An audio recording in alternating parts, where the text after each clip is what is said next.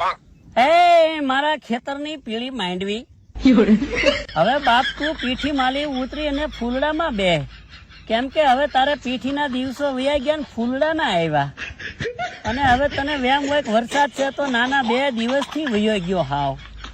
ઈ તોળાયરો પણ આવશે ને એટલે તું મૂંઝાણા વગર પીઠી માલી ઉતરી નહીં બાપ ફૂલડે ડમર થઈ જા, કેમ કે તમારી સિવા અમારો કોઈ ઉધાર કરે એમ છે જ નહીં આ દુનિયામાં. હે મારા ખેતરની માંડવી,